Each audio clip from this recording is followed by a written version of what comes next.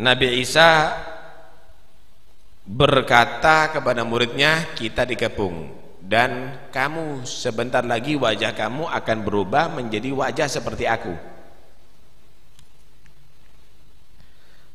Murid-murid yang bersama Nabi Isa ini wajahnya seperti Nabi Isa semuanya. Ketika mereka tadi itu menangkap, bingung, ini mana yang Isa ini? Serupa semuanya. Maka si pasukan dari itu dan didukung oleh orang Yahudi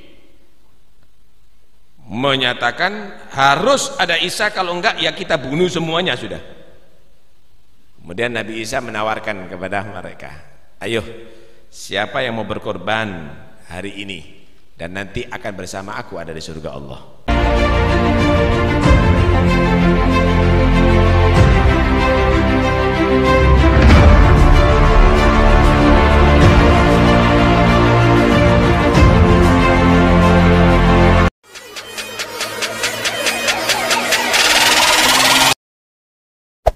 Hey there. Subscribe to my channel. And also press this bell icon. Ketemu kembali dengan saya Rina Solihin dalam channel Rina Menjawab. Teman-teman, saudara-saudaraku yang terkasih, apa kabar Anda semuanya pada pagi hari ini? Saya berharap kita semua dalam keadaan sehat, tidak kurang satu apapun, dan selalu bersuka cita dan mengucap syukur senantiasa. Teman-teman, kali ini saya tertarik untuk mengomentari sebuah video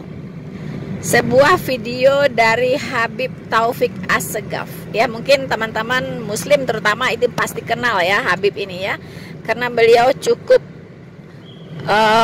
viral juga ya, dan banyak sekali memberikan tausiah ya di berbagai kesempatan gitu. Tapi kalau untuk teman-teman Kristen mungkin masih asing ya Habib Taufik Assegaf ini, tetapi untuk saudara-saudara yang muslim beliau sudah tidak asing lagi, teman-teman.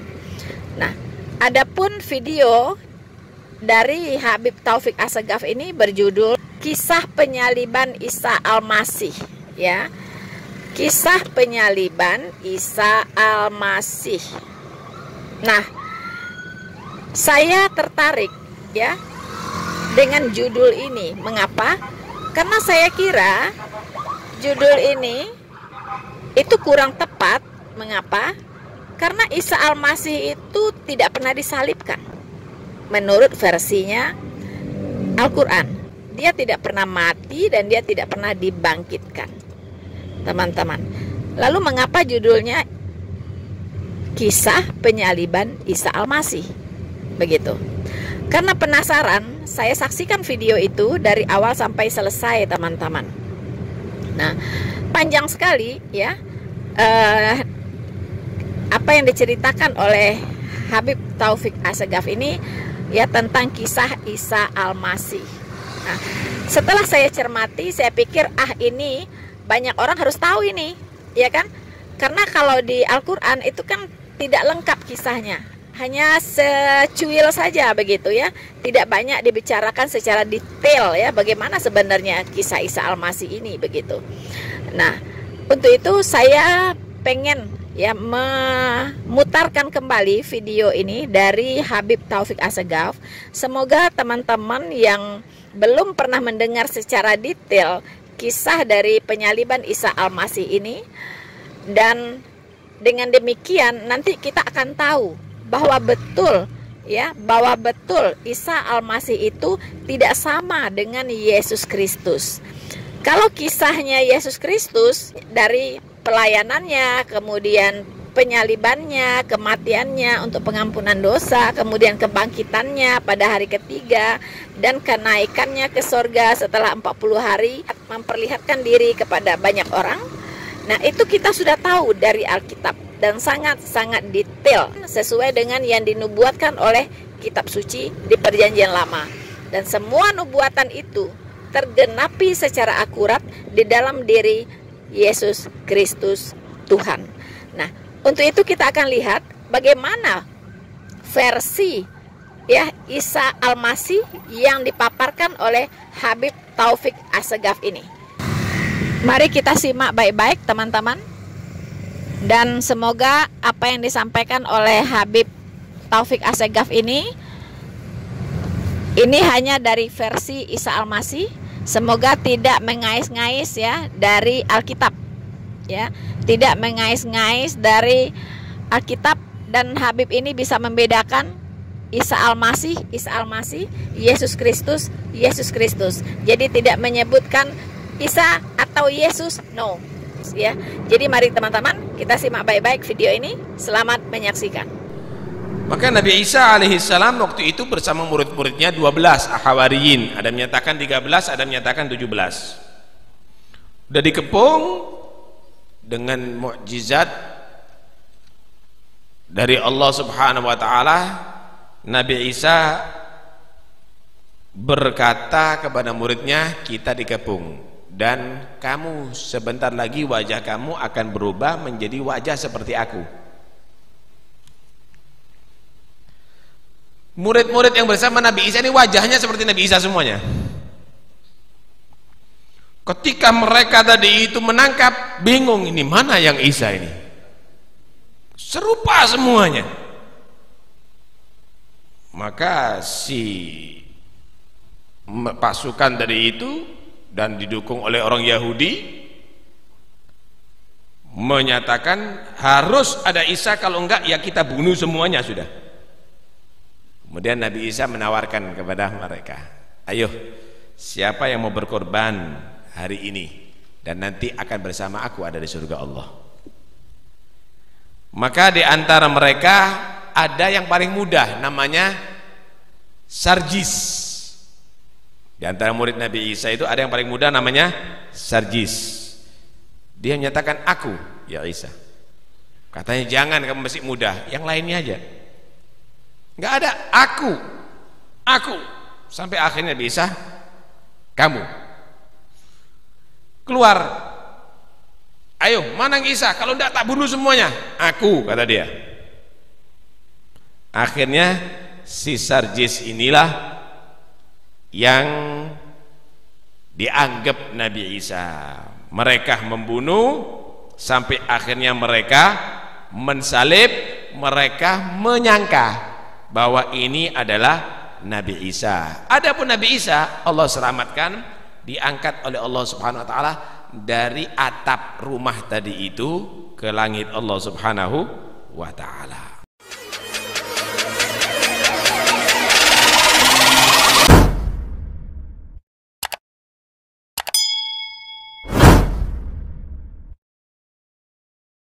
Saudara-saudaraku yang terkasih di dalam Tuhan, setelah kita mendengarkan pemaparan dari Habib Taufik Assegaf tentang versi cerita tentang Isa Al-Masih, ya. Tapi kalau kita perhatikan, saya betul-betul bingung teman-teman ya. Itu sumber cerita dari mana? Karena kalau kita cermati di dalam Al-Qur'an itu tidak ada begitu cerita seperti itu ya, sedetail itu tidak ada begitu.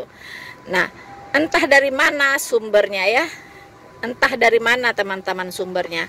Dan sepertinya saya harus membawa lagi ke relnya ya, on the track cerita ini. Karena saya lihat itu ditarik-tarik dari Alkitab, kemudian dibuat versi baru begitu ya. Nah, beberapa hal sempat saya catat teman-teman. Pertama, yaitu Isa mendapatkan wahyu dari Allah Subhanahu wa taala. It's okay, no problem. Betul, karena Isa itu nabi ya. Dia tidak mengeluarkan firman, begitu kan?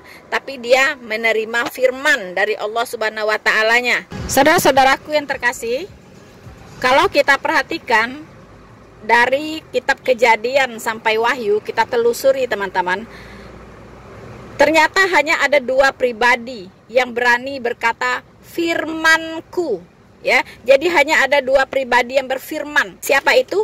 Yaitu Allah Jehovah di perjanjian lama dan Yesus Kristus di perjanjian baru. Teman-teman, kita akan melihat bunyinya.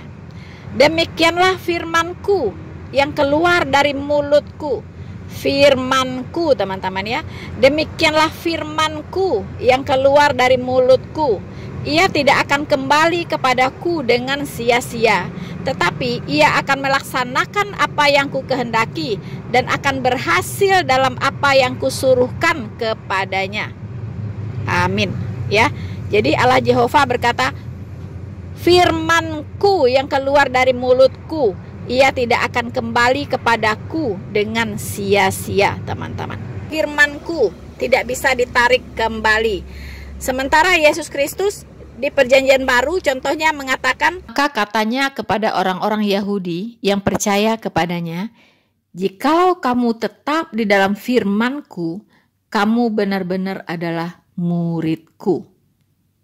Firmanku, kata Tuhan Yesus, firmanku. Jadi hanya Yesus Kristus di Perjanjian Baru yang berfirman, dan Allah Jehovah di Perjanjian Lama yang berfirman. Kalau kita lihat di Perjanjian Baru, teman-teman, itu Allah Jehovah tidak pernah berfirman lagi kepada para rasul, tidak ada. Apalagi kepada Yesus Kristus tidak ada berfirman lagi, teman-teman. Lalu kemana ini Allah Jehovah ini? Kok tidak seperti di Perjanjian Lama ya? Dia berfirman kepada Musa, kepada Abraham, kepada Daud dan lain-lain. Begitu jelas begitu ya. Dia bahkan tampil memperdengarkan suaranya ya. Kemudian dia mendatangi para nabi dalam berbagai wujud, teman-teman. Tapi di Perjanjian Baru kemana ini Allah Jehovah ini? Kok menghilang begitu? Nah, disitulah teman-teman kita tahu benar ya adanya bahwa Allah Jehovah ini sudah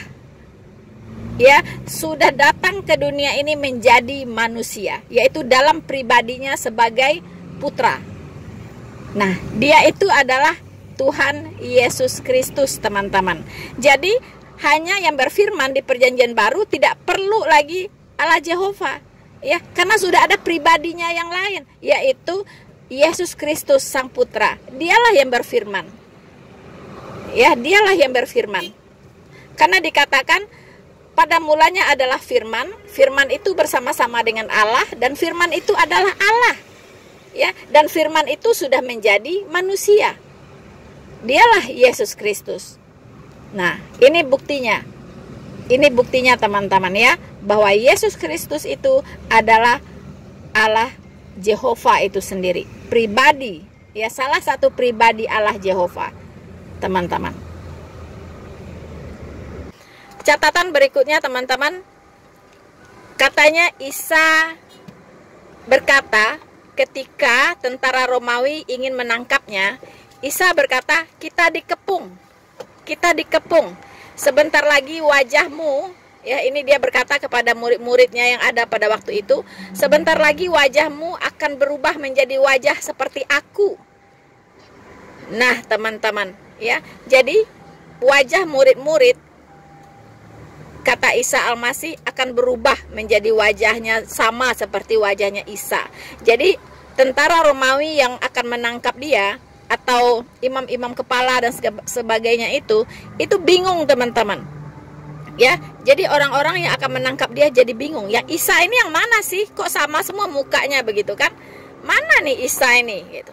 Jadi semua diserupakan, semua murid diserupakan wajahnya menjadi wajah Isa Al-Masih. Ya, nah ini versinya Al-Quran tentang Isanya. Ini pun saya tidak persoalkan, karena itu Isanya begitu.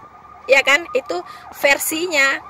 Dan lagi-lagi cerita seperti ini memang tidak ada di dalam Alkitab, tidak tercatat di dalam Alkitab. Dan ini tidak pernah terjadi ya, tidak pernah terjadi pada Yesus Kristus, teman-teman. Sorry, ada ambulans lewat, teman-teman, kebetulan saya sedang di tol ya. So, saudara-saudaraku yang terkasih di dalam Tuhan, jadi no problem tentang itu. Silahkan saja ya, itu versinya Islam, silahkan begitu. Kemudian saya sempat mencatat lagi ketika wajahnya diserupakan ya dengan semua murid-murid yang ada bersama-sama dengan dia pada saat itu, orang yang ingin menangkapnya berkata, kalau begitu semua akan kami bunuh.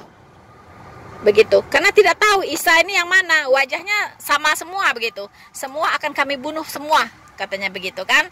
Lalu Isanya berkata kepada murid-muridnya, ayo siapa yang mau berkorban hari ini, nanti akan bersama-sama dengan aku di sorganya Allah. Jadi Isa menghimbau kepada murid-muridnya, bertanya kepada murid-muridnya, siapakah di antara kalian ini yang mau berkorban pada hari ini? Artinya yang mau mengaku bahwa dia adalah Isa dan menyerahkan dirinya kepada tentara Romawi untuk disalibkan, untuk dibunuh, teman-teman ya. Jadi siapa nih di antara kalian nih, para murid, mana? Kalian ada nggak yang mau berkorban hari ini untuk saya? Siapa gitu? Nah, kalau ada yang mau berkorban untuk saya hari ini, ya, maka dia akan bersama-sama dengan aku di sorga Allah, katanya begitu. Nah, teman-teman, itu pun tidak masalah, begitu teman-teman ya, itu tidak masalah. Tetapi kalau kita compare ya dengan fakta yang ada di Alkitab tentang Yesus Kristus, itu sangat-sangat kontradiksi teman-teman. Mengapa? Karena Yesus Kristus itu sebaliknya, dia menyerahkan nyawanya, dia berkorban, ya, justru dia sendiri yang berkorban untuk murid-muridnya. Supaya apa? Supaya murid-muridnya ini tidak binasa, supaya murid-muridnya ini bisa selamat, bisa diselamatkan, begitu. Tetapi Isa Al-Masih itu justru menuntut pengorbanan dari murid-muridnya, ya kan? Siapa yang mau berkorban untuknya pada hari itu, yang mau disalibkan, yang mau mengaku sebagai Yesus, ya, itu akan bersama-sama dengan dia di sorga. Justru Yesus Kristus itu melakukan sebaliknya. Dia berkorban dan menyerahkan nyawanya untuk murid-muridnya. Seperti yang tertulis di Yohanes 10, akulah gembala yang baik. Gembala yang baik memberikan nyawanya bagi domba-dombanya. Jelas bahwa Yesus Kristus memberikan nyawanya bagi domba-dombanya. Kalau Isa itu terbalik. Dia meminta muridnya memberikan nyawanya untuknya. Nah, kebalik ya teman-teman ya. Jadi pastikan bahwa Isa itu betul-betul bukan Yesus Kristus.